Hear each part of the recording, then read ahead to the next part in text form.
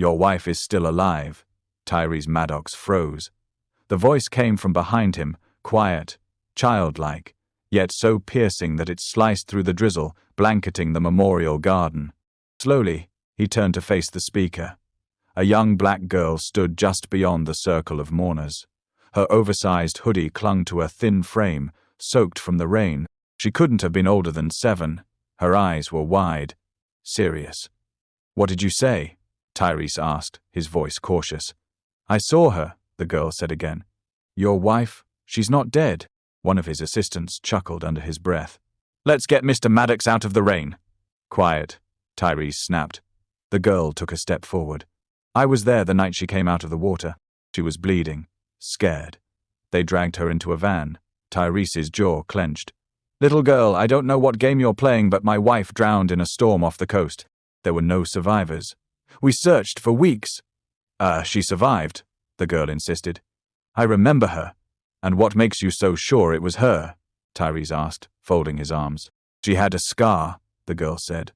"A long one across her left arm, right here. She traced from her elbow to her wrist, and short platinum blonde hair. She kept yelling your name." Tyrese's heart lurched. Aubrey had gotten that scar in college, falling through a greenhouse window during a student protest. She never liked to talk about it, and that hair, after her chemotherapy, she kept it short, proud, and sharp as her spirit. Still, he shook his head. "That's not possible." "Yes, it is," the girl snapped. "They didn't let her go. A man, he had a fake arm, like a plastic one. He was in charge. He told them to drag her. I saw it all." Tyrese's breath caught. He stared hard at the girl. What did this man look like? White, tall, grey beard, wore a long coat. He barked orders like he was in the army or something. He told them, "Move her, before anyone sees." The girl's voice shook now, not from fear but urgency. "She saw me. Your wife looked right at me." Her eyes were full of fear, but also like she knew I could help. Tyrese blinked away the raindrops. Or were they tears gathering in his lashes? Part of him wanted to scream to tell this child to stop torturing him with hope. But another part, Tony hadn't let speak in months, was listening. She wore a necklace. The girl added quieter now. Gold with a heart, 2 letters on it. G and D. Tyrese felt the world tilt beneath his feet. He hadn't shared that detail with the press. No one had. That pendant had been a 10th anniversary gift, custom-made. It had never left Aubrey's neck. If that moment made your heart stop too, you are not alone. What would you do if someone you loved might still be out there? Like this video if it moved you. Comment below where you are watching from, and hit subscribe so you never miss a story that speaks to the soul. The girl reached into her hoodie pocket. From the folds, she pulled out a small handkerchief, light blue, rain-drenched, trimmed with lace. It was fraying at the edges, but one word was still readable. Sewn in gold thread. "Aubrey." Tyrese took a slow step toward her. "Where did you get this?" "Behind the old canary," she said. "They stopped the van there that night. I watched from behind the fence." A long silence passed. The wind swept across the marble path, ruffling the petals Tyrese had left at the memorial. The world around them blurred, mourners, aides, umbrellas all faded into the mist. "What's your name?" he asked softly. "Bianca." "And why are you telling me this now?" "Because no one else listened," Bianca said. "I tried. I told a cop once." He laughed. "Told me to stop making up stories. But it wasn't a story. I saw everything." Tyrese studied her face. Her eyes were too clear, her words too precise. He saw no signs of manipulation, just pain and truth. Behind him, one of the aides muttered, "Sir, the reporters are starting to move in." But Tyrese didn't move. He looked down at the handkerchief in his palm, the golden thread catching the dim light. 1,000 memories came rushing back. Aubrey laughing on the yacht, reading on rainy mornings, the scar she tried to cover in summer. "You're serious?" he whispered, "My dead serious." Tyrese turned to his assistant. "Get the car, sir." Now, as the black sedan rolled up, Tyrese opened the door and motioned for Bianca. "Come with me." Her eyes widened. "Really? If what you're saying is true," he said, "I need your help to bring her back." Bianca climbed in. The car pulled away from the memorial. Far behind them, a man in a grey raincoat lowered a pair of binoculars and tapped a small device in his coat pocket. "They've made contact," he said into a hidden earpiece. "Proceed to step 2. Back inside the car, Tyrese gripped the handkerchief tightly.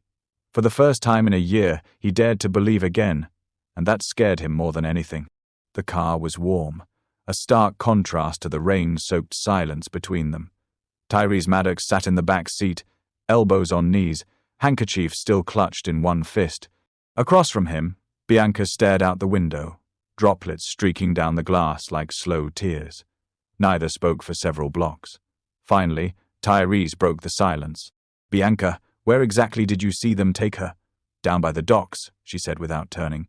"Behind the old cannery on Pier 14, there's a chain-link fence with a hole in it. I hide there sometimes."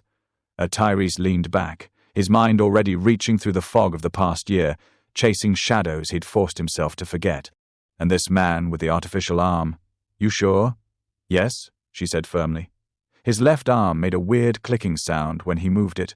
It was white, like plastic, not like a normal prosthetic. Looked military. Tyrese nodded slowly. That detail lodged deep in his memory. Years ago, his company had been in talks with a defense contractor developing tactical prosthetics for veterans. The project never made it past prototype. Or so he thought. "You said she looked scared?" he asked. "She was screaming," Bianca said, finally meeting his gaze. Not loud, more like begging. She tried to get away.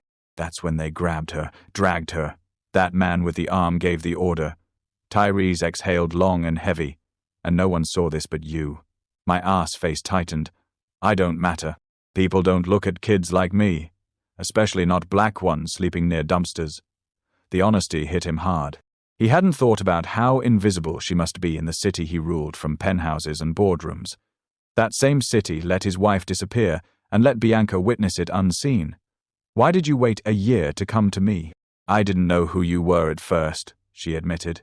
"Not until I saw a picture of you in a magazine at the library. It said you were giving a speech at the memorial today. That's when I knew." Tyrese leaned back, rubbing his temples. The rain tapped against the roof like ticking clock hands. He looked at Bianca again, her shoes still soaked, fingers curled in her lap, jaw set like someone much older. He softened his tone. "Do you have anywhere to go tonight?" She shook her head. "Then you'll stay at my house," he said. "At least until we sort this out," her eyebrows lifted. "You don't even know me." I know enough. You brought me something no one else could." "Doubt."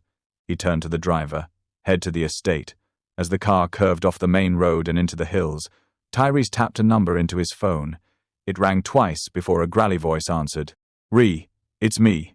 I need your help." There was a pause. "You told me you were done." "I was," Tyrese replied. "Until 10 minutes ago. Now I need surveillance on Pier 14, the Canary, and everything within 5 blocks. Look for signs of containment. Medical personnel, military contractors, anyone with an artificial arm." Another pause. "Then what the hell did you just step in?" "Something I buried a year ago," Tyrese said, "and it's clawing its way back." He hung up and turned to Bianca. "Well, start with your story. I want you to tell me every detail. Nothing's too small." Bianca hesitated. "Do you believe me now?" "I believe enough to put people on the ground," he said. "And that means something." By the time they reached the Estacia sprawling modern home perched on the cliffs, Bianca's eyes had grown wide. She'd never seen a driveway this long. Never smelled the sea air from behind hand-carved iron gates. A housekeeper opened the door before they stepped out. "Mr. Maddox, shall I?" "She's with me," he said, gesturing to Bianca. "Get her something warm to wear. And food." "Hot food?" "Yes, sir." Inside." The home was quiet and tastefully furnished walnut floors, old jazz playing low from unseen speakers. Bianca's shoes squeaked faintly as she stepped in. Tyrese led her to the den, offered her a blanket and a seat by the fireplace. She didn't speak as the flames crackled to life, but the tension in her shoulders eased just slightly. Dinner came quickly. Grilled cheese, tomato soup, and apple slices arranged like art. Bianca stared at it for a long second before picking up the sandwich. "I haven't had real food in a long time," she said, voice barely audible. Tyrese sat across from her, watching as she took careful bites. "What about school? I go sometimes when the shelters make me." He leaned forward. What would you say if I told you? If what you saw helps me find my wife, I'd make sure you never have to sleep under a pier again. Bianca paused, looking at him carefully. You'd really do that? I don't make promises I won't keep. She nodded. Then I'll tell you everything. She did. From the moment she saw the van pull up to the men in black loading Aubrey into the way one of them dropped a small box, that Bianca still had hidden something electronic with strange writing. Tyrese listened, absorbing every word, every gesture. Later that night, as Bianca slept on the leather couch wrapped in blankets, Tyrese sat in his office, lights low, phone to his ear. Re again, the voice said. We have movement. Unregistered vehicles at the cannery. Guards, no logos, and one man matching the prosthetic description. Tyrese's jaw tightened. Don't engage. Just track. I want to know where they go, who they report to. Understood. As he ended the call, Tyrese looked back through the glass at Bianca sleeping. She hadn't lied. He could feel it in his bones. Something dark had stolen his wife from the ocean. Nan. The truth had come walking into his life, wearing wet shoes and an oversized hoodie. The storm wasn't coming. It was already here. The sun was barely up, casting a muted grey over the Beckett estate. But Tyrese was already in motion. He hadn't slept. Instead, he had spent the night poring over maps of the harbour, blueprints of the Canary, and security footage from his private archives footage he paid to have filtered through the years for anything suspicious. None of it had shown Aubrey. But now Bianca's words had turned those ghost pixels into possibilities. In the dining room, Bianca sat at the edge of a tall chair, eating scrambled eggs and toast with a kind of careful focus only hunger and suspicion can create. A fresh hoodie hung from her shoulders, new, clean, still smelling faintly of detergent. She looked smaller in daylight, but no less sure. Tyrese stepped in, coffee mug in hand. Did you sleep well? Bianca nodded between bites. The couch is softer than anything I've ever slept on. He smiled faintly, though it didn't reach his eyes. Good, because today I need your help. Her eyes narrowed. You want me to come with you? Yes. I need you to show me exactly where it happened. Every step, every turn. Your memory is better than any satellite feed. She swallowed hard. Okay, but if they're still there, they won't see us, he said. Well, be careful. An hour later, they were downtown. Tyrese's black SUV rolled slowly through the fog-covered streets, windows tinted, engine humming low. Bianca guided him past warehouses and chain-link fences, pointing from the back seat with small, decisive fingers. There, she said, behind that dumpster. That's where I was hiding. The vehicle stopped across the street from the Canary. From the outside, it looked abandoned. Rusted metal, broken windows, and a giant faded sign reading New England Seafood Company. But Tyrese had lived too long and too deep in the corporate underworld to believe in broken windows anymore. Wait here, he told Bianca. Ree is already inside. Seconds later, his earpiece crackled. We've got movement. One guard south exit. No uniforms, but definitely armed. Tyrese looked at Bianca. You said they took her around the side? Yeah, the left side. That door under the light. He nodded, then stepped out of the vehicle, his long coat flapping in the wind. Ree met him at the corner, crouched in the shadows. No signs of recent activity inside, Ree whispered. But I found something weird. They slipped through a back entrance, the smell of salt, rust, and rot clinging to the air. Inside, the building was a husk. Dust coated every surface. But in one corridor sealed off by a recently replaced padlock, Ree had found a room. When Tyrese entered, the smell shifted. Bleach, metal, something surgical.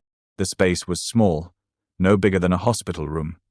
A rusted cot lay in the center. Metal restraints hung from each corner. Beside it sat a tray, still holding an empty syringe. Tyrese's blood ran cold.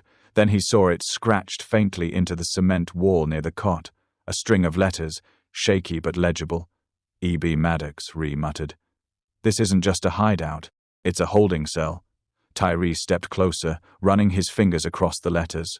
They weren't old. Maybe weeks, no more than 2 months. His wife had been here. He closed his eyes. She tried to leave a sign. She knew someone would come, Ree said quietly. Tyrese turned to him. I want the building watch day and night. If they move her again, I want to know before her foot hits the floor. Ray's nodded. There's more across the floor. I found this. He held up a bloodied scrap of cloth navy blue silk embroidered in silver. Tyrese took it, his throat tightened. It's part of her scarf, he whispered. Back at the SUV, Bianca sat with her knees pulled to her chest. When Tyrese returned, she looked up, questioning.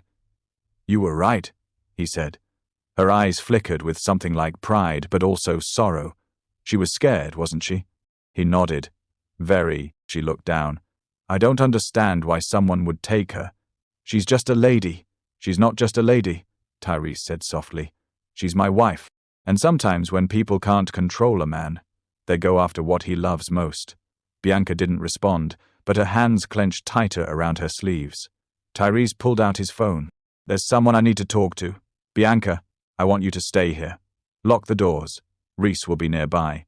He stepped away and dialed. A man answered on the second ring. Beckett. Glenn. A pause. Tyrese. It's been a while, not long enough. Another pause. Then Glenn said, Is there a reason you're calling me after a year of silence? Tyrese's voice turned to ice. I have questions about Aubrey, about the insurance settlement, about why certain documents went missing. I think you need rest, Tyrese. The grief is don't. The word cut sharp. Just tell me. Do you know a man with a prosthetic arm who used to work security for off-books transport? Glenn hesitated. I think you're chasing ghosts. No, Tyrese said. I'm following footprints. He hung up. Back in the SUV, Bianca watched him silently. They're scared, Tyrese said. That's good. Scared people are dangerous, she whispered. He nodded. But so is the truth. As they drove away from the cannery, a storm began to gather overhead, dark clouds rolling in from the sea. And somewhere, not far from that broken building, a woman with platinum blonde hair traced the scar on her left arm and whispered to the dark, Hold on, Tom. I'm still here. Bianca sat cross-legged on the couch in Tyrese Maddox's study, the fire flickering against her face. The silence in the room had weight, broken only by the ticking of an antique clock on the mantel. She was drawing something she hadn't done in months. On a pad of fine sketch paper Tyrese had given her, she etched the face of a woman with short, wavy hair and eyes filled with fear. Her pencil moved fast, certain. Tyrese watched her from behind his desk. A file opened before him, but his focus wasn't on the paper. It was on Bianca. You've drawn her before, he said. Bianca didn't look up, only in my head. Sometimes when I couldn't sleep, I'd try to remember her face so I wouldn't forget. He leaned forward. Why? Because she looked like she needed someone to remember her. Tyrese felt something tighten in his chest. So much of the world had moved on. Storks recovered. The press lost interest. But this girl, with nothing and no one, had held on to his wife's face like a sacred memory. I want you to come with me tomorrow, he said. She looked up. Where? To meet someone who worked in the harbor patrol. He owes me. He might remember something unusual from the night of the accident. Might. Okay. But Bianca. He hesitated, then spoke carefully. If something ever happens, if I'm not there, I need you to run. Not freeze. Run, and call the number I gave you. Understand? She looked at him for a long moment, then nodded again. I'm not scared. You should be, he murmured almost to himself. That night, as the house settled into quiet, Tyrese took the sketch Bianca had left on the coffee table and stared at it under the lamplight. Aubrey, even without color, it was her. Every contour, every line, but something else struck him. In the sketch, Aubrey's eyes weren't just afraid, they were pleading. Help me, he whispered to the empty room. The next morning was dry and cold. They drove to a marina on the edge of town where a fleet of patrol boats lay moored beside peeling docks. Tyrese led Bianca down to a narrow slip where an old man in a denim jacket was smoking a cigar beside a powerboat. Beckett, the man greeted, voice like gravel. Ray, Tyrese said, extending a hand. Thanks for meeting me. Rye looked at Bianca, eyes narrowing slightly. This your kid? She's a witness. Rye took another puff. You said this was about Aubrey? I thought you buried that storm. I did, Tyrese said, but she didn't stay buried. Rye squinted. What do you mean? Tyrese nodded at Bianca. She stepped forward, voice steady. "I saw her get pulled from the water. I saw where they took her." Rye looked stunned, but not skeptical. He glanced at Tyrese, then back at the girl. That night, there was something. A distress beacon. Unregistered. We logged it, but then someone from Homeland called and told us to delete the report. Said it was a drill. "Where was it?" Tyrese asked sharply. Rye walked over to a cabinet inside his boat and pulled out a laminated chart. He circled an area off the coast. "Right there, near Deadman's Bluff. That's where the ping came from." Tyrese frowned. No one followed up. Ray shook his head. "After the call, we were told to forget it." Tyrese ran a hand through his hair. Another thread, in a web growing too wide, too fast. He turned to Bianca. "Do you remember hearing any helicopters?" She shook her head. "Just engines like vans or trucks." Ray handed Tyrese the chart. "You going after her?" "Yes." The old man nodded. "Then watch your back. If they silence this fast, they'll come for anyone who digs." On the drive back, Bianca was quiet. Her fingers traced the edge of the map. "Do you think they knew she'd survive?" "I think they hoped she wouldn't," Tyrese said. "And when she did, they hit her." "Why her?" Bianca asked. "She's just your wife." Tyrese hesitated, then said, "She wasn't just a wife. She was working on a lawsuit tone that could have exposed 6 shipping executives for money laundering and human trafficking. She was weeks from going public." Bianca turned to him, her eyes wide. "So this wasn't about you?" "No," Tyrese said. "It was about silencing her." Ma sat back, stunned. "They tried to erase her." Tyrese nodded. "And they almost did until you saw her." That night, they returned home to find the gates slightly ajar. Tyrese's instinct screamed. "Stay here," he told Bianca. He stepped out cautiously, walking toward the door. It was unlocked. Inside, the lights were still on, but a drawer in the study had been pulled open. Papers spilled on the floor. Ree arrived minutes later. "Someone searched your office. No forced entry. Whoever did this had a passcode." Tyrese clenched his fists. "That means someone close." Bianca hovered in the hallway, hugging herself. Tyrese turned to her. "You okay?" She nodded. "They're watching us, aren't they?" "Yes, good," she whispered. "That means they're scared." He gave her a small, proud smile. "Yeah, it does." Later, as they stood in the quiet living room, Bianca looked at the large family portrait over the fireplace. Tyrese and Aubrey laughing in the sun. "She's still alive," she said. "I can feel it." Tyrese looked at her, voice low. "Then we find her, no matter what it takes." Outside. A car idled on the street, a figure inside watching through binoculars. "She's more trouble than we thought." The voice whispered into a phone. "The girl's memory is too good." "Then make it her last," came the reply. The line went dead. But inside the Beckett house, the fire burned brighter than ever. The following morning, Tyrese stood in the driveway, watching the ocean mist roll up the cliffs. He held the map Ray had marked, folding and unfolding it with the same tension he used to crush boardroom deals. But this was different. This wasn't profit, it was life. Aubrey's life. And now Bianca's safety hung in the same balance.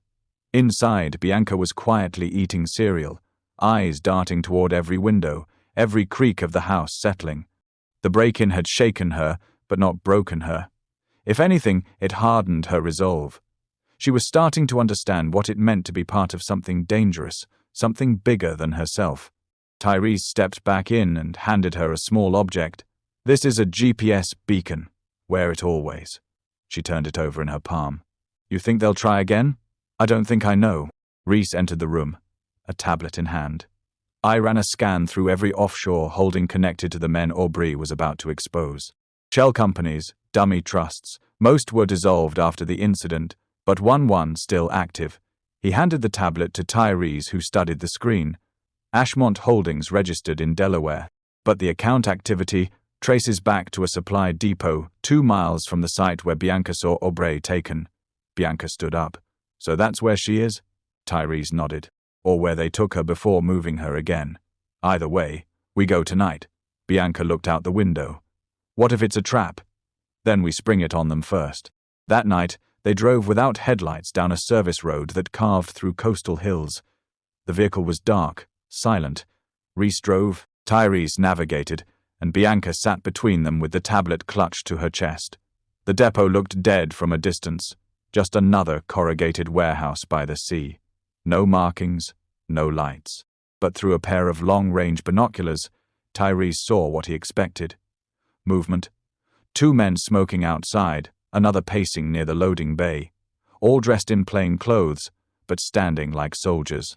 They parked a quarter-mile away and continued on foot, keeping to the shadows. Bianca, now wearing a dark hoodie and gloves, followed their steps exactly, silent and light. Reese motioned them down. Thermal scans show 3 inside, 1 stationary, possibly restrained. Tyrese's heart pounded. Aubrey can't confirm. They crept around the rear, where an old vent provided access to the building's underbelly. Reese pried it open, and one by one they slid inside. The crawl space was tight and smelled of rust and salt. Bianca squirmed through like a cat, her small frame perfectly suited for the narrow path at the end of the duct. Reese used a fiber-optic camera to peer into the room below. "What do you see?" Tyrese whispered. He paused, then whispered back. One man standing, arms mechanical. "It's him." Bianca's breath caught. "That's the one." Reese nodded. Another man guarding a woman, blonde, tied to a chair. Tyrese's vision blurred for a second. His heart thundered so loud it seemed to fill the narrow space. "We go in hard," Reese said. "Quiet. Fast." They exited the vent into darkness, moving silently behind crates and support beams. Then, with perfect synchronicity, they struck. Reese tackled the guard by the door, his silencer puffing twice before the man dropped. Tyrese rushed toward the woman, tearing duct tape from her mouth. Aubrey, it's me." Her head lulled weakly, but her eyes focused. "Tom." He pulled her into his arms. "I've got you. You're safe." But behind him, a metal click echoed. Tyrese turned. The man with the artificial arm stood there, gun raised, blood dripping from his nose where Reese had struck him. "You don't know what you're doing," the man growled. "I know exactly what I'm doing," Tyrese replied, shielding Aubrey. The man sneered. "She had evidence, names. They paid me to make it disappear, but she wouldn't die. Should have just let the sea finish the job." Tyrese took a step forward. "Drop the weapon." Before he could answer, a voice from the shadows barked. "Drop it first." Bianca stepped out, a heavy flashlight in both hands. It wasn't a gun, but she held it like one, fearless. "You again?" The man spat. "You're just a stupid kid." Bianca's eyes narrowed. "Then why are you scared of me?" In the moment of distraction, Ree lunged and disarmed the man, knocking him unconscious with a final blow. Tyrese turned to Bianca, stunned. "You could have been hurt," she shrugged. "I'm tired of hiding." They carried Aubrey out through the same vent, her breathing shallow but steady. Outside, a black van waited. Ray's team had called back up. Medics were ready. As the doors closed, Tyrese held Aubrey's hand. "You're safe now," she coughed, barely a whisper. "Not all of them gone." Tyrese leaned in. "What?" Her eyes locked on his Ashmont. "It's just one part. Others watching." He nodded. "Well, find them beside him." Bianca held the sketch she had brought, the one of Aubrey's face. "Keep it," Aubrey rasped, smiling faintly. "It's better than any photo." As the van sped away, Tyrese looked back at the depot. Dark now, but still full of secrets. This was no ending. It was a beginning, one they would face together. Tyrese sat at Aubrey's bedside in the private medical wing of his estate, the silence between them broken only by the soft beeping of monitors. Her face, pale and bruised, was almost unrecognizable beneath layers of fatigue. Yet her grip, despite the IV running into her arm, remained strong, fingers woven tightly through his. There was still fire in her, though it burned quietly now. Bianca stood at the door, hesitant. Tyrese motioned her in. "She wanted to see you." Bianca approached slowly. Aubrey's eyes flicked toward her, lips twitching into a weak but grateful smile. "The girl," she whispered. "Her name is Bianca," Tyrese said softly. Aubrey nodded. "Thank you, Bianca. I saw you that night. You didn't look away." Bianca's voice caught in her throat. "I didn't know what to do. I was just a kid." "You were brave," Aubrey whispered. "That's more than most." Tyrese watched the exchange, a lump building in his chest. It was Bianca, not the police, not the press, who had seen what others had ignored. A child from the margins, a shadow society had learned not to see, had refused to see. Later that morning, Tyrese met Ree in the estate study, the table covered in files and digital printouts. "Anything?" Tyrese asked. Reese tapped the screen of a tablet. "Plenty. Our friend with the artificial arm. He was working under the alias Gideon Price. Former private military, disappeared from the system 3 years ago. Resurfaced as head of security for several offshore installations." Tyrese leaned in, including Ashmont. "Yes, and 3 others. All registered to shell companies based in Luxembourg. But guess what they all have in common?" Ree flipped the screen to show a blurry security image, containers being unloaded at a port. No markings, but a distinct symbol painted on one corner, a black triangle over a white field. Aubrey had that symbol in her files, Tyrese said, jaw tightening. She believed it was connected to a trafficking ring using shipping routes to move more than just cargo. "She was right," Ree said, "and now they know she's still alive." Tyrese exhaled slowly. "Then we need to hit them before they vanish again." Ree nodded. "I've already arranged satellite recon. There's one site still active off the Gulf Coast. Remote, isolated, but not invisible." "Good," Tyrese said. "We go tonight." But as they spoke across the estate, Bianca stood outside Aubrey's room, staring at a photograph of Tyrese and his wife on the wall. Something about the smile on Aubrey's face looked different than the woman she saw that night. Stronger, more open, but now there was fear behind her eyes. Still, Bianca turned as Aubrey's voice called out faintly, "Come here, sweetheart." Bianca entered the room where Aubrey sat up slightly.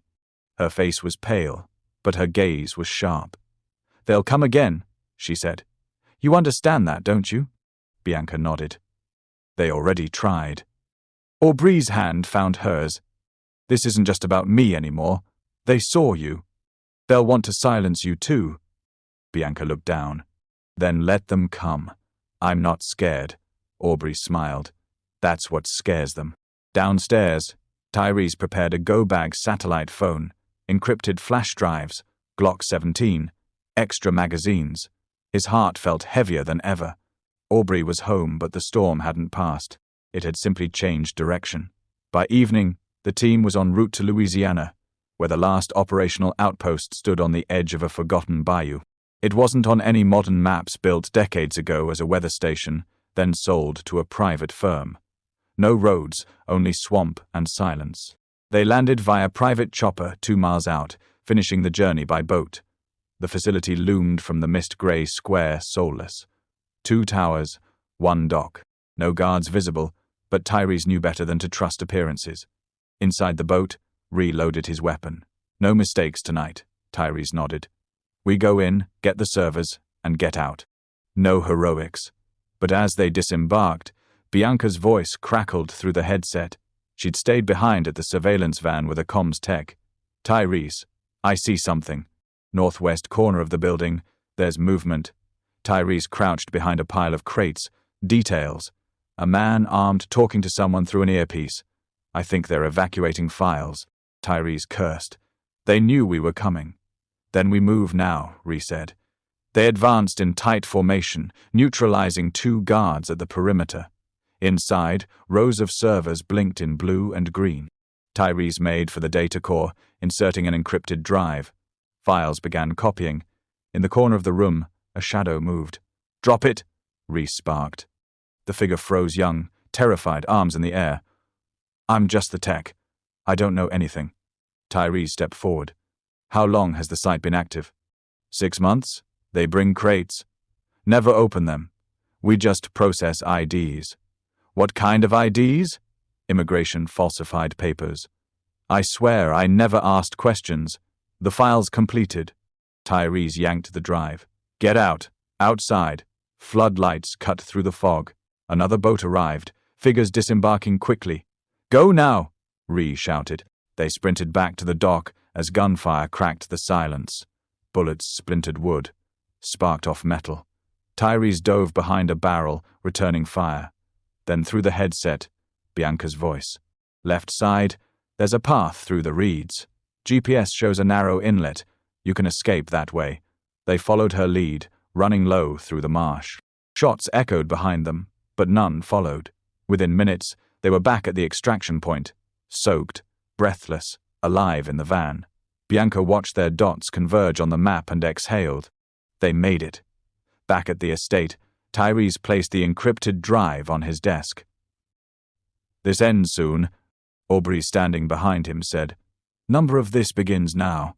And beside them, Bianca whispered, "Let's burn it all down." The file decrypted at 3:14 a.m. Tyrese, Aubrey, and Ree hovered around the massive screen in the estate's secure room, eyes locked on the scrolling data, names, bank transfers, images grainy, time-stamped photos of shipping containers, clandestine meetings, and fake passports.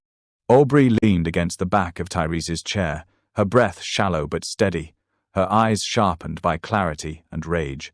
"This is it," she whispered. "Everything I tried to expose," re-scrolled to the next folder. "There's more. Look at this." A list appeared. Locations, dates, next shipments. Dozens of them, routes disguised as disaster relief, as environmental research. All tied to the same symbol, the black triangle. Tyrese stood. "How many people have they trafficked through this?" "Hundreds," Ree said grimly. "Maybe more." Bianca entered the room holding a steaming cup of tea for Aubrey. Her hoodie sleeves were rolled up, showing small ink marks where she'd been taking notes of her own. "I found something." She said one of the names on the list showed up in a news article last year. A woman named Leora Bentley disappeared while covering a story on corruption in Honduras. Aubrey froze. "I remember her. She contacted me once. Said she had something explosive. Then she vanished." Tyrese glanced at Ree. "Can we find her?" "I don't know, but the file says she was seen near an offshore station off Bianca Me 6 months ago." Tyrese looked at Bianca. "You want to go with us?" Bianca didn't blink. "I need to, That afternoon they flew to Bianca Me under assumed names. Aubrey stayed behind, still recovering, still watched over. But Tyrese and Bianca, now shadow and fire, moved swiftly. The offshore station was technically an oceanic climate research facility, but when they arrived via rented catamaran, it looked like anything but rusted towers, masked guards, and no research equipment in sight. They docked half a mile away, then swam the rest under cover of darkness. Bianca moved like she'd done this before. Lean, quick, and silent. Inside, the station's hallways hummed with cold lights and the distant clink of metal. Tyrese held his breath with every step. Bianca crept ahead using a salvaged access card from the last raid. It worked. In the center chamber, they found what they didn't dare hope for. A cage of people, 8 in total, cramped behind steel bars. One woman stepped forward as they opened the gate. Her face was gaunt, hair cropped unevenly, but her eyes were full of defiance. "Leora Bentley?" Tyrese asked. She nodded, voice. "Took you long enough." Bianca helped her down the corridor while Tyrese and Ree covered their backs. Suddenly, alarms blared. They'd been found. "Move!" Ree barked. They sprinted through the hall, ducking into an access tunnel that dropped down to the subdeck. Bianca clung to Leora, guiding her steps. Behind them, gunfire ricocheted off metal, but Bianca didn't flinch. She ran, pulled, turned corners like she'd memorized the floor plan. At the dock, their escape boat waited, already running. As they boarded, Ree dropped a small black object behind him. "GIF," he muttered. As they sped from the platform, the explosion thundered behind them, tearing through the compound's east wing. Fire lit the sea. No more hiding. Back at the safe house, Leora sat at a makeshift table, drinking clean water like it was champagne. She looked at Tyrese. "You want to burn them down? We already started." She slid a flash drive across the table. "Then take this. It's everything I gathered before they grabbed me. Names, locations, codes they use to move people. You put this in the right hands. They'll never hide again," Bianca asked. "Why didn't you give it up before?" "I didn't trust anyone," Leora said. "But your girl, she looked at me the same way Aubrey did, like I still mattered." Tyrese placed the drive in a secure pouch. "You'll stay here. We'll protect you." No, she said. I want to speak. I want my face on the news. I want them to know I survived. Tyrese met her gaze, nodded. We'll make it happen. The next morning, the story broke. Leora Bentley, journalist missing for over a year, reappeared on live television. She named names. She detailed the torture, the bribes, the disappearances. Her words ignited fires across the country. Protests, investigations, anonymous tips flooded law enforcement. Back at the estate, Tyrese watched the screen in silence. Aubrey came to sit beside him, her fingers brushing his. You did it. We did it. From the hallway, Bianca peeked in. There's something outside. Tyrese stepped onto the porch. Parked across the street was a black sedan. Inside sat a man in a dark suit watching. No plates. Reese appeared at the door behind him. They're getting desperate. Tyrese nodded. Let them come. That night he sat with Bianca in the study. You don't have to keep going, he told her. She looked at him, eyes fierce. Yes, I do, he smiled. Then we fight together, and deep in the woods beyond the estate, a signal tower blinked to life. The final storm was coming, and this time the world would be watching. 3 days after Leora's televised statement, the world had changed.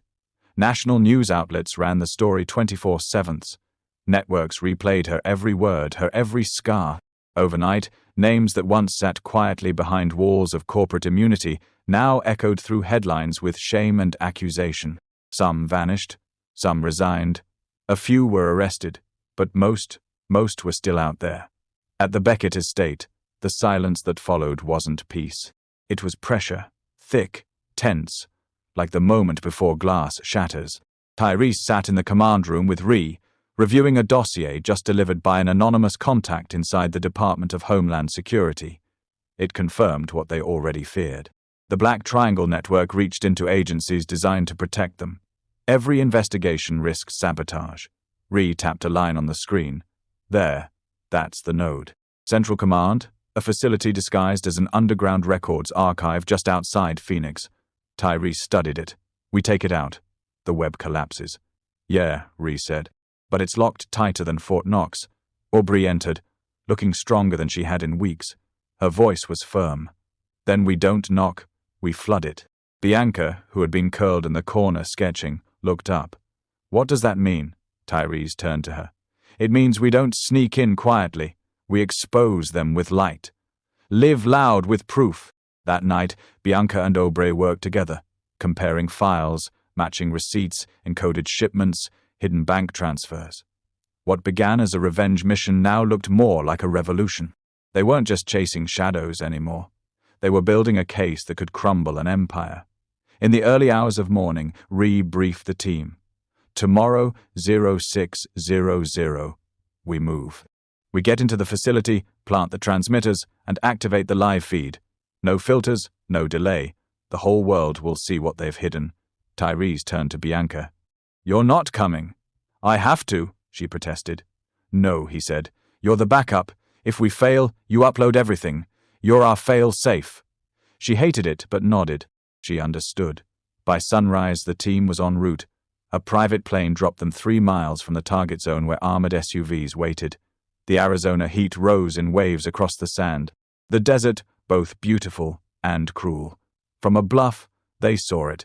A low building nestled against rock, guarded but not flashy, nondescript, perfect for secrets. Tyrese checked his earpiece. Everyone ready? Ray's voice came through. In position, the operation moved with precision. Entry through a ventilation shaft. 2 guards silently subdued down a hallway lined with climate-controlled vaults past sensors and retinal scanners. Ree had disabled remotely. In the heart of the structure they found it, a server farm bigger than anything Tyrese had imagined. Racks of drives pulsed with data, the heartbeat of a global crime machine. Tyrese planted the transmitter. Aubrey, appearing via encrypted link, prepared the broadcast. Then a voice came from the shadows. Well done, it said, slow and smooth. A man stepped forward, tall, silver-haired, calm. He wore no uniform, no armor, just a charcoal suit and a knowing smile. I was wondering how long it would take you to reach the center. Tyrese stepped between him and the others. Who are you? Call me Hale, the man said. I used to run intelligence in 4 continents.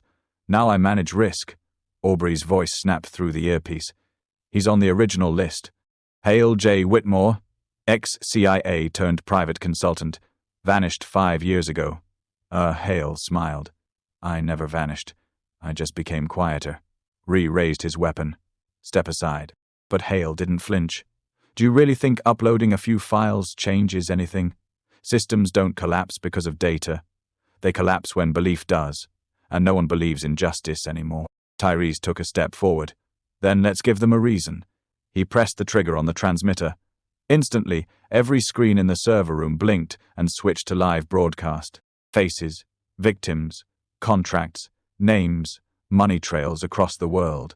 Phones vibrated, computers froze, television screens turned black, then lit with the truth. Hale's smile faded. You'll be hunted. Tyrese stared him down. Then we'll make it worth the chase. Sirens blared outside. The facility's security had been compromised. Footsteps thundered in the hall. Hale turned and disappeared into the shadows before they could stop him. The team retreated through a tunnel route, emerging on the far side of the ridge where helicopters waited. Back at the estate, Bianca watched it all unfold. Live on every channel, every app. Tears streamed down her face, not out of fear, but relief. They did it. They told the world. Later that night, as the house finally settled, Tyrese sat by the fireplace with Aubrey and Bianca. A rare peace blanketed them. People are scared now, Bianca said. Tyrese nodded. Good, but fear fades. We'll have to keep pushing. Aubrey squeezed Bianca's hand. This time, we won't be alone. Outside, protesters had already begun to gather in cities across the country. Signs held high, names shouted into the night. Justice awakened from slumber. In the distance, Hale watched from a black SUV, face unreadable. You think they've won? The driver asked. Hale exhaled slowly. Number, they've just started a fire. But in the Beckett home, surrounded by truth, defiance, and the unlikeliest of heroes, the fire wasn't fear, it was hope. And for the first time in a long time, no one felt invisible. The days that followed were chaos wrapped in revelation. Major networks scrambled to verify what had been streamed globally. Documents detailing trafficking routes, the names of senior officials, private security firms laundering human lives behind layers of research and development. Protesters flooded cities from Boston to San Francisco. Politicians either distanced themselves or went into hiding. One senator resigned. Another was arrested stepping off a private jet in Zurich. But inside the Beckett estate, silence reigned. Not the uneasy kind that follows danger, but the heavy, loaded kind that precedes a decision. Tyrese stood before the war room screen, arms crossed, eyes scanning reports. Aubrey was at the far desk, speaking in hushed tones to a civil rights attorney readying a global lawsuit. Bianca sat beside her, laptop open, eyes bouncing between satellite images and encrypted messages from whistleblowers. I found something, Bianca said, pointing a memo buried in a backup folder. It references a Directive 81. It's some kind of contingency like emergency removal. Tyrese walked over. Removal of what? She clicked through the document. Not what who targets. They listed names, survivors, whistleblowers, us. Aubrey froze. They've prepared for exposure. Reese entered then, holding a sealed envelope. This was just delivered by a courier. No return address. Tyrese took it and opened it slowly. Inside was a single photograph, black and white. A teenage Bianca, maybe 12 years old, standing on a school playground. Circling her was a red marker. Below it, a typed message. Clean the mistake. Bianca's eyes widened, her face paling. They've marked you, Tyrese said. From the beginning. Aubrey looked between them. What do they mean? Mistake. Bianca's voice cracked. I saw something when I was a kid. I didn't understand it then, but it was them. Men in uniforms moving a group of women into trucks. My school was right next to an abandoned industrial site. I told a teacher. She told me to forget it. Tyrese clenched the photograph in his fist. They've had eyes on you since then. But when you saw Aubrey and spoke out, you became the spark they couldn't contain. I don't want to run, Bianca whispered. You won't, Aubrey said, gently touching her arm. We stand. The room shifted then from strategy to purpose. They weren't just fighting to reveal the truth. They were fighting to survive it. That night, Tyrese met with Ree and Aubrey in the underground strategy room. The screen showed a flurry of new threats, underground forums, bounty chatter, encrypted messages warning of upcoming strikes. They'll hit the estate, Ree said. They'll try to make it look like an accident, a robbery gone wrong. If we stay, we die. Tyrese shook his head. If we run, they win. We hold the line here. He turned to Aubrey. Call Leora. Tell her to prep the second wave of evidence. If anything happens to us, she releases everything. The next day the estate transformed into a fortress. Security drones patrolled the grounds. Surveillance feeds flickered on every screen. Bianca trained with Ree, learning how to move fast, how to shoot, how to hide without leaving a trace. She didn't hesitate. You were made for this, Ree told her one evening as she dismantled and reassembled her training pistol. I was made invisible, she replied. Now I see them. That night, while the house lay quiet under a crescent moon, a perimeter alert tripped. Tyrese rushed to the command center. On the screen, 3 silhouettes moving with precision, dressed in black, approaching the east wall. They're here, he said. Reyes was already strapping on gear. We hold them off long enough to send the final broadcast. Bianca stood at the door, defiant. I'm staying. Tyrese stared at her, then nodded. You know what to do. The assault came like a flood. 3 became 6, then 10. Armed, trained, silent. But the estate fought back security systems, traps, drones. Ree and his team pushed them into bottlenecks, disarmed 2, captured 1 alive, but not without a price. A deafening blast took out part of the west wing. Smoke filled the halls. Aubrey ushered Bianca into a safe corridor, pushing a hard drive into her hands. If we fall, she said. You finish it. I won't let you fall, Bianca said. In the command room, Tyrese was bleeding, shoulder grazed, adrenaline masking the pain. Ree stood guard at the door, breathing hard. From the corner, the captured manhood removed, face twisted with fanaticism, smiled. You think this ends with you? Tyrese walked over, blood trickling down his arm number. It ends with the world. And you just gave us the last piece. The man frowned. What? You talked. We recorded it. Aubrey stepped in. And now the world will see you. Within minutes, the team uploaded the final data confessions, internal memos, orders with Hale's name, names of funders and lobbyists. Every channel received it. There was no stopping it. Outside, sirens wailed. Reinforcements, local police, federal agents summoned by Reese's emergency protocols swept in. The invaders fled. Some were caught, others vanished. But inside the estate, battered and bruised, the survivors stood. Tyrese, bloodied but upright. Aubrey, breathless but unbroken. Bianca, eyes shining, still holding the drive. They had not only survived, they had made history bleed, and far away in a darkened boardroom, Hale watched the footage of his network crumbling. He didn't scream. He didn't panic. He smiled because the war wasn't over. But for the first time, it was no longer silent. The estate bore the scars of war. Walls scorched, glass shattered. A section of the west wing blackened by fire. Yet the American flag outside still flew torn. Yes, but not fallen. The world had seen what happened. They had heard the truth. But now something more dangerous stirred. Retaliation. 3 days after the attack, Tyrese met with federal agents in a sealed room beneath the courthouse in D.C. The evidence they'd uploaded had triggered congressional hearings and emergency task forces. Over a dozen arrests were made, but Hale wasn't one of them. He's vanished, said Agent Calder, a wiry man with deep lines around his mouth. We froze 7 of his shell accounts. Still no activity. He's gone ghost. He's not hiding, Tyrese said, staring at the digital board, showing Hale's photo. He's preparing. Agent Calder folded his arms. Your estate was a battlefield. Public opinion is on your side now, but this guy plays long game. He'll let the noise fade and strike again. Tyrese's jaw tightened. Then we draw him out. Back at the estate. Aubrey sat in the recovery room with Bianca. Though she'd suffered bruises and smoke inhalation, Bianca had emerged fiercer than ever.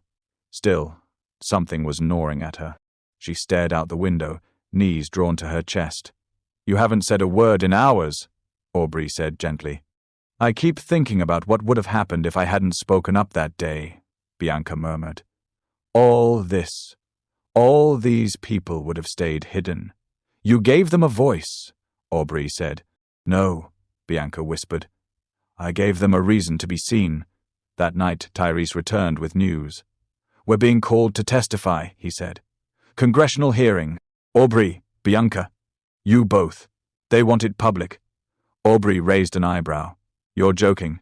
"They need the human faces," Tyrese explained. "The names alone aren't enough anymore. The people need to see the victims, the survivors," the girl who remembered. Bianca looked up.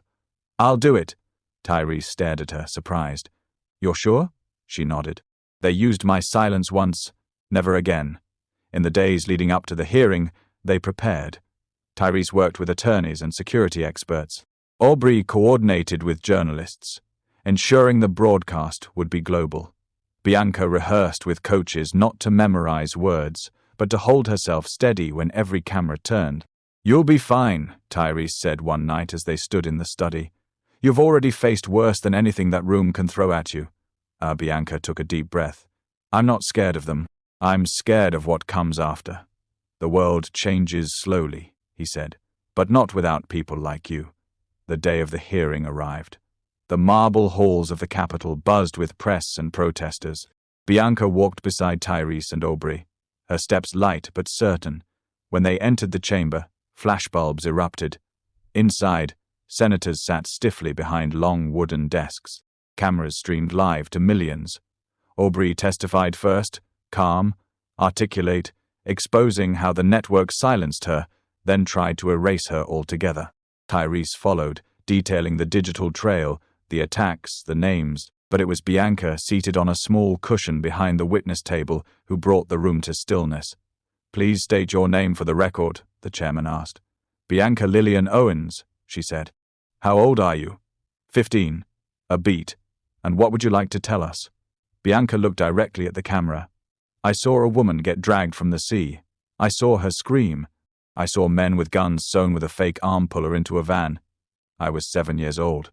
I told my teacher. No one believed me. Not until I met Mr. Maddox.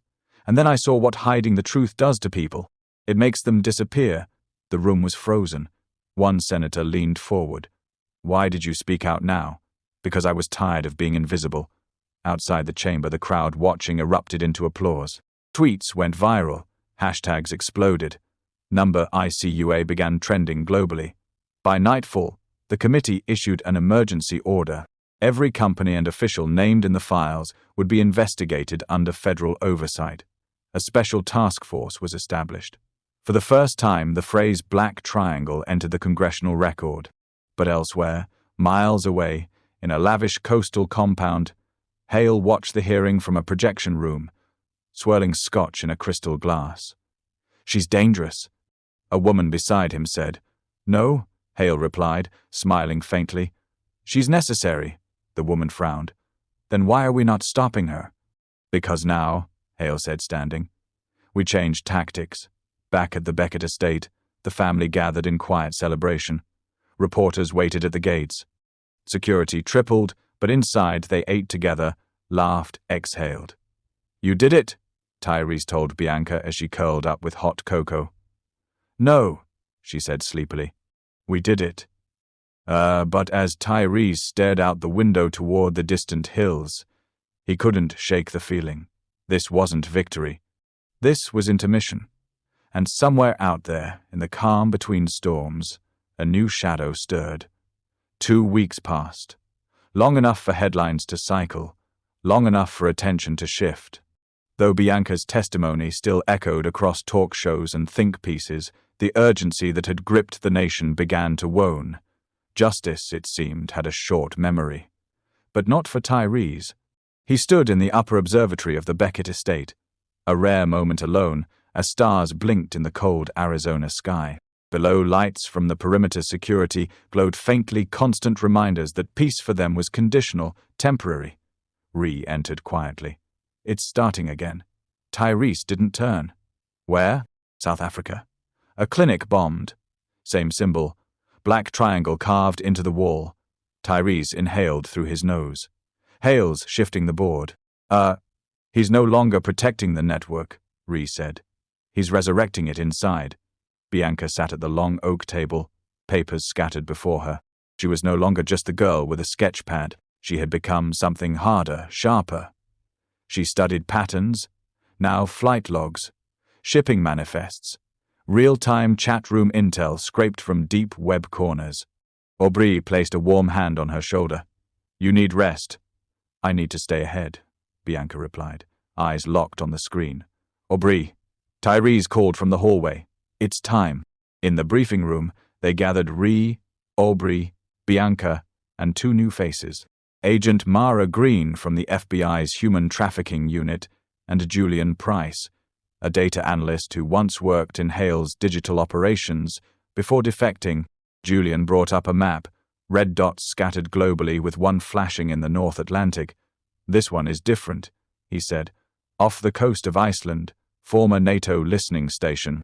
It's been offline for years or so, they claimed. I've tracked 7 communications relays pinging from that location in the last 24 hours. Reese whistled. That's command-grade traffic. Julian nodded. We believe that's where Hale's operating from now. It's dark, cold, perfect for a reset. Aubrey stepped forward. We end it there. Tyrese turned to Bianca. You're not going this time. Bianca frowned. Why? Because you're the symbol now, Aubrey said. If something happens to you, this movement fractures. Bianca sat back, struggling to accept it. You want us a voice, Tyrese added. Now we need you to keep using it. Rally people, keep them focused. If we fail, they need to believe the fight still matters. Bianca nodded slowly. Then you bring him back. 2 nights later, a private jet cut through icy skies. Tyrese, Ree, Aubrey, Julian, and a tactical unit disembarked at an abandoned airfield in northern Iceland. Snow whipped sideways. Wind howled like a warning. They moved in silence, snowshoes crunching over frozen earth. The facility emerged like a beast from the Mistangular metallic, partially buried into a cliffside. No lights, no sound, just a signal pulsing beneath the ground. They entered through a rear maintenance shaft Julian had mapped. Inside, the corridors were narrow, lined with frost and old surveillance wiring. The deeper they went, the warmer it grew, the hum of servers vibrating beneath their boots. In the command chamber they found it. A digital hub. Massive monitors displaying live feeds from various operations around the globe. Data streams, drone cams, payment confirmations. The machine had evolved, but it was still the same beast. Hale was waiting. He stood at the center alone. No guards, no weapons. Tyrese raised his pistol. Step away. I'm not armed, Hale said calmly. You've already won, haven't you? Aubrey narrowed her eyes. Where are your people? Hale gestured to the screens. Everywhere. Nowhere. I no longer need soldiers, just systems. Julian accessed the control terminal. I can shut it down. You can't, Hale said. It's decentralized. Every node you destroy spawns another. Cut one head, 2 grow back, Reese scoffed. You're coding Hydra now. I'm quoting survival, Hale said. Tyrese advanced slowly. You hurt innocent people. You sold them, branded them, buried them. I did what governments do, Hale replied efficiently. Julian typed furiously. He's not lying. The system replicates in real time. Aubrey looked Hale in the eyes. Why? Let us find you.